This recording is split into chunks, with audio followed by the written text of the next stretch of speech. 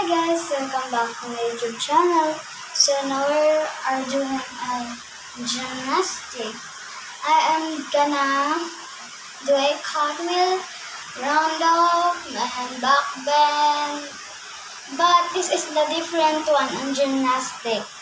I am learning a front walk on the beam. I thought it was easy but it's not.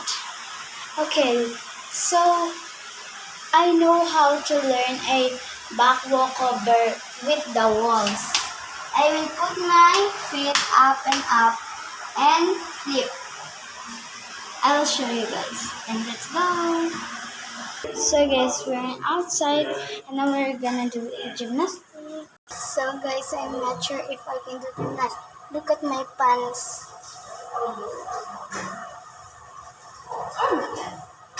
It's comfortable. And now let's do gymnastics. Guys, definitely I can do a cartwheel. Let's do a cartwheel.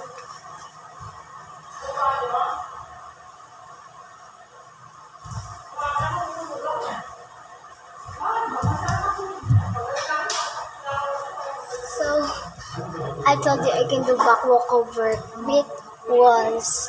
You wanna see it? So I told you I can do in the wall. Let's do it.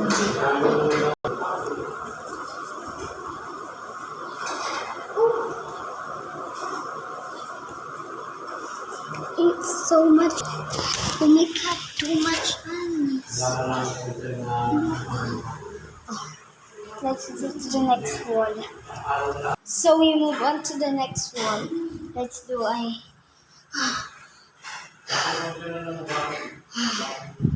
wait guys. Let's do this to the wall. Let's do it. Back walkover. Okay, now let's do it.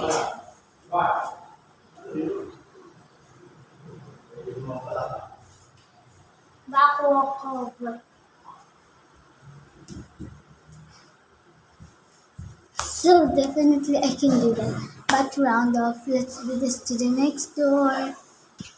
So guys, I can definitely do the gymnastics. Okay guys, let's do cartwheel, round off, back bend. Cartwheel, round off.